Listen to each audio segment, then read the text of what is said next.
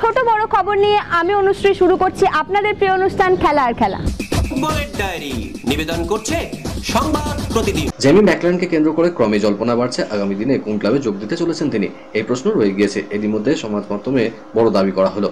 একটি পোস্টে বলা হয়েছে জেমি ম্যাকলারেনকে দলে নেওয়ার ব্যাপারে নাকি উৎসাহী আরও এক ক্লাব কেরালা ব্লাস্টার্স লিওনেল মেসির বিরুদ্ধে খেলা এই তারকাকে দলে নেওয়ার ব্যাপারে আগ্রহী বলে দাবি করা হচ্ছে। আর কোন কোন ক্লাব অস্ট্রেলিয়া এই ফুটবলকে দলে নিতে চাইছে, পোস্টে বলা হয়েছে Mohun Bagan super giant, East Bengal, Mumbai city এফসিও আগ্রহী। উজবেকিস্তানের মহিলা দলের বিরুদ্ধে দুটি প্রদর্শনী ম্যাচের জন্য 23 সদস্যের ভারতীয় দল ঘোষণা করল ফেডারেশন। এই মুহূর্তে মহিলাদের জাতীয় শিবির চলছে হায়দ্রাবাদে। 2 সপ্তাহ ধরে চলা সেই শিবিরে রয়েছেন 30 জন ফুটবলার। সেই শিবির থেকেই 23 সদস্যের চূড়ান্ত দল বেছে নিলেন কোচ হাওয়া দেবী। আগামীকাল উজবেকিস্তানের রাজধানী তাশখন্ডে উড়ে যাবে মহিলাদের দলটি। গত বছর উজবেকিস্তানে অনুষ্ঠিত টার্কিশ উইমেন্স কাপে রানার্স হয়েছে শেরতো লিন্ডা কামরা।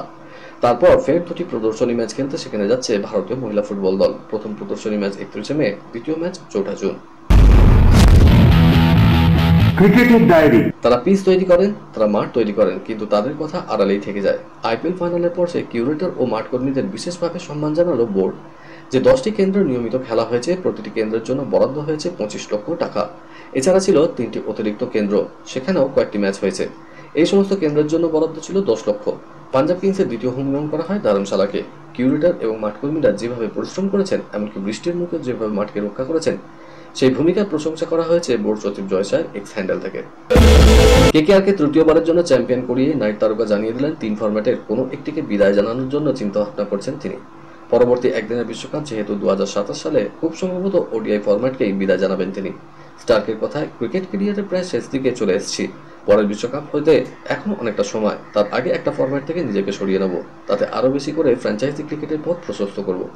আইপিএল এর অভিজ্ঞতা এবং সাফল্য টি20 বিশ্বকাপে তাকে সাহায্য করবে বলে জানান স্টার্ক। খেলতে এসেছিলাম একজন বিদেশি খেলোয়াড় হিসেবে, এমন নয় যে প্রথম কোয়ালিফায়ার এবং ফাইনালের জন্য দল আমায় কিনেছিল। অবদান রাখতে পেরে আনন্দিত। মান অভিমানে পালা মিটিয়ে ঘরে ফিরেছেন ঘরের ছেলে। আগামী মৌসুমে ফের বাংলার জার্সিতে মাঠে নামেন ঋদ্ধিমান সাহা। জানা গিয়েছে প্রিয় ইডেনেই বাংলার হয়ে খেলে ক্রিকেটের জুতো জোড়া তুলে রাখতে চান পরিবারের উপস্থিতিতেই। তাই মান অভিমান পর্ব মিটিয়ে এই সিদ্ধান্ত। এক্ষেত্রে অগ্রণী ভূমিকা নিয়েছেন সৌরভ গাঙ্গুলিও। সকালে শিলিগুড়ি থেকে কলকাতা ফিরেছেন, তারপরে স্ত্রী রমিকে নিয়ে গিয়েছিলেন সৌরভের অফিসে। দীর্ঘ আলোচনার পর বাংলা ফেরার বিষয়ে সম্মতি দেন এই তারকা wicket keeper.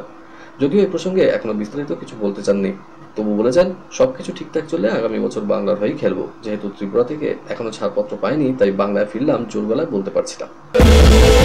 Royal Challengers Bangalore IPL না জিতলেও বিরাট কোহলি আরও একবার কমলা টুপি জিতে নিয়েছেন সর্বাধিক রান করে।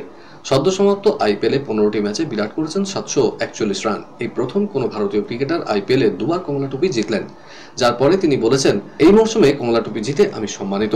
টি20 বিশ্বকাপের আগে বিরাটের এই ধারাবাহিকতা স্বপ্ন দেখাচ্ছে ভারতীয় ক্রিকেট প্রেমীদেরও। নিজের ব্যাটিং নিয়ে বিরাট বলছেন, এবারে আইপিএল দল হিসেবে আমরা অনেক ওঠাপড়ার মধ্যে দিয়ে গিয়েছি, দলের জন্য যেভাবে খেলেছি তাতে আমি সন্তুষ্ট। ইংল্যান্ডের সাবেক অধিনায়ক মাইকেল ভন ইংল্যান্ড ও ক্রিকেট বোর্ডকে তীব্র সমালোচনা করেছে।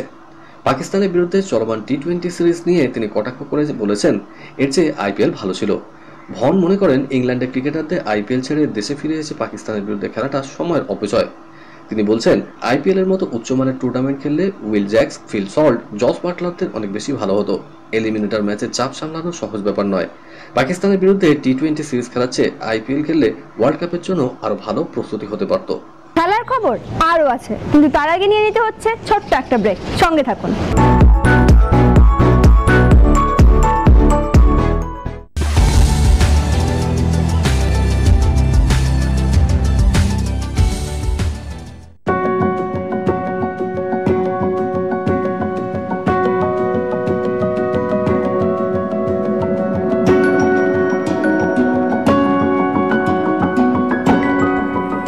কেআরকে নিউজ মিডিয়া প্রযোজিত সাপ্তাহিক বিনোদনমূলক অনুষ্ঠান বিনোদন.com দেখুন প্রতি শনিবার ঠিক রাত 10:25 আপনাদের প্রিয় চ্যানেল ভিশনে।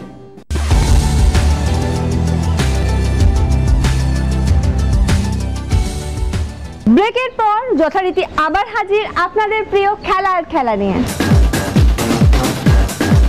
বিদেশের ডায়েরি। শেষ পর্যন্ত সত্যি হলো শঙ্কা, উয়েফা চ্যাম্পিয়ন্স লিগের ফাইনালে আহলিয়া চুয়ামেনিকে পাবে না রিয়াল মাদ্রিদ। পায়ে চোট পেয়ে তিনি ছিটকে গেছেন ইউরোপের সর্বোচ্চ ক্লাব আসর শিরোপা নির্ধারণী মঞ্চ থেকে। চুয়ামেনির বর্তমান শারীরিক অবস্থা নিয়ে আনসেলত্তি জানিয়েছেন সে নিজে কাজ করছে, তবে সে ফাইনালের জন্য প্রস্তুত হতে পারবে না। সে ফাইনাল থেকে ছিটকেই গেছে। আগামী 15 জুন শুরু হতে যাওয়া ইউরোর জন্য গত সপ্তাহে ঘোষিত ফ্রান্সের 25 সদস্যের স্কোয়াডে রয়েছেন চুয়ামেনি। তার চোট নিঃসন্দেহে দুশ্চিন্তার ভাঁজ ফেলল দলটির কোচ দিদিয়ার দেশকে। জার্মানিতে অনুষ্ঠিত 24 দলের ইউরোপেতে ফ্রান্স খেলবে ডি গ্রুপে। এই প্রতিযোগিতা দুবারের 1984 ও 2000-এর চ্যাম্পিয়নদের সঙ্গে রয়েছে নেদারল্যান্ডস, পোল্যান্ড ও অস্ট্রিয়া। তরুণ তারকা লামিনে ইয়ামাল এবং পাও কুবার্সিকে রেখেই আসন্ন ইউরো কাপের জন্য প্রাথমিক দল ঘোষণা করল স্পেন। প্রাথমিক দলে মোট 29 জন ফুটবলারকে ডেকেছে Spanish coach Luis de Fuente. প্রথমবার জাতীয় দলে ডাক পেয়েছেন ফিরমিনো লোপেজ। দলে বার্সেলোনা মোট 5 জন ইউরোর দলের সুযোগ পেয়েছেন। রিয়াল মাদ্রিদ থেকে ডাক পেয়েছেন 3 জন, তবে প্রাথমিক দলে সুযোগ পাননি মার্কো অ্যাসেন্সিও। চোটের কারণে ডাক পাননি গাভিও। স্পেন তাদের ইউরো অভিযান শুরু করবে 15 জুন। প্রথম ম্যাচ তাদের প্রতিপক্ষ ক্রোয়েশিয়া। বি গ্রুপে স্পেন ও ক্রোয়েশিয়া ছাড়াও রয়েছে ইতালি এবং আলবেনিয়া। ইউরোর আগে তারা দুটি প্রস্তুতি ম্যাচ খেলবে আন্ডোরা ও আয়ারল্যান্ডের বিরুদ্ধে। দল ঘোষণার পর ফুয়েন্তে জানিয়েছেন স্পেনের দলে প্রতিভা এবং প্রেরণার অভাব নেই। দলে ডাক পাওয়া প্রতিটি ফুটবলারই দুর্দান্ত, আশা করব প্রত্যেকেই নিজেদের সেরাটা মেলে ধরবে। বার্সেলোনার কোচ হিসেবে শেষবারের মতো ডাকা উঠেছিলেন কোচ জাভি। বিদায় ম্যাচে জয় দিয়ে অভিযান শেষ করল প্রাক্তন এই স্প্যানিশ মিডিও। লা লিগার শেষ ম্যাচে সেভিয়াকে 2-1 গোলে হারল বার্সা। 15 মিনিটে লিওনেল গোলে এগিয়ে যায়। প্রথমার্ধেই গোল শোধ সেভিয়ার। বিরতির পর ফেরমিনো লোপেজের গোলে জয় নিশ্চিত হয়। জয় উপহার দিয়ে কোচকে বিদায় জানালো দল। টুকরো খবর।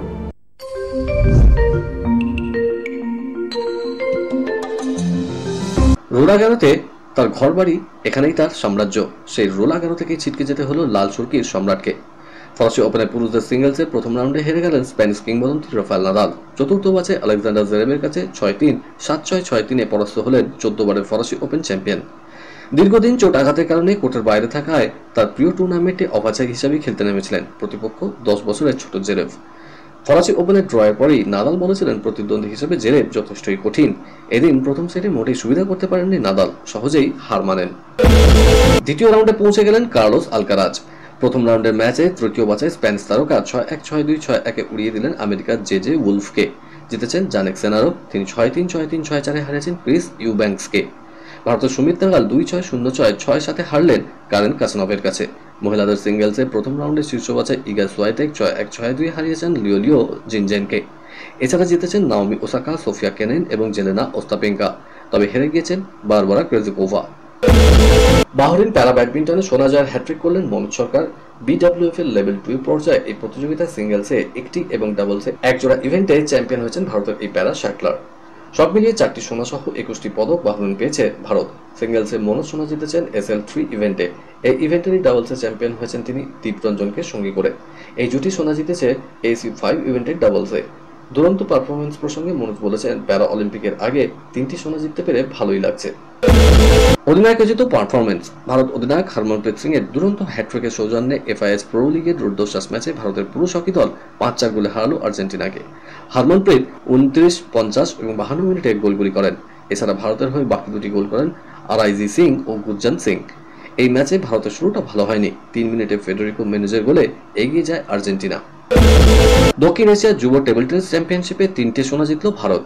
অনূর্ধ্ব 19 পর্যায়ে মহিলাদের বিভাগে পাশাপাশি অনূর্ধ্ব 15 পর্যায়ে 2 বিভাগে সেরা হয়েছে এদেশের প্যাডলাররা। 3 বিভাগেই ভারত হারিয়েছে শ্রীলঙ্কাকে। অনূর্ধ্ব 15 2 দলে আছেন বাংলা সিন্ড্রেলা দাস, অঙ্কলিকা চক্রবর্তী, সোহম মুখোপাধ্যায় এবং রূপক সর্দার। আসন্ন ইউরো 2024-এর জন্য স্পেন জাতীয় দলে ডাক পেয়েছে বার্সেলোনা 16 বছরের বিশ্ব তারকা লামিনে ইয়ামাল। সেই সঙ্গে ডাক পেয়েছে বার্সেলোনার লামিনের সতীর্থ ফার্মিন লোপেজও। দল ঘোষণা করেছেন স্পেনের নতুন কোচ দে লা ফুয়েন্তে। ডাক পেয়েছেন Man U midfielder Rodrigo. Paris অলিম্পিকের আগে নিজেকে যাচাই করে নেওয়ার সুযোগ পাচ্ছেন পিভি সিন্ধু। আজ থেকে শুরু হয়েছে সিঙ্গাপুর ওপেন।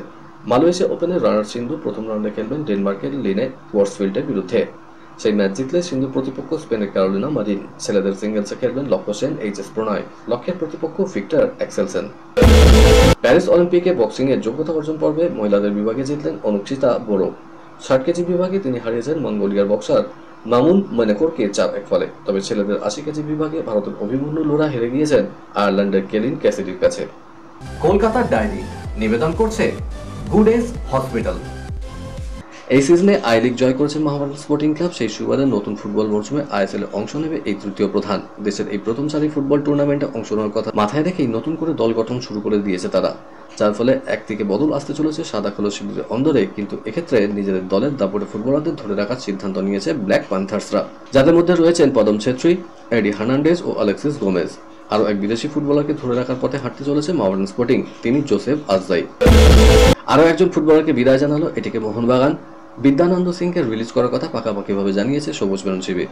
মণিপুরে উদীয়মান এই ফুটবলার অনেকদিন থেকেই মোহনবাগানে খেলছিলেন, কিন্তু যে অর্থে নিজের নামের প্রতি সুবিচার করতে পারেননি, বলা ভালো সুযোগ পাননি। কলকাতার ডায়েরি নিবেদন করলো গুডেস হসপিটাল। আজ তবে এ পর্যন্তই থাক, আবার দেখা হবে আগামীকাল ঠিক এই সময় এই চ্যানেলে। শুভরাত্রি।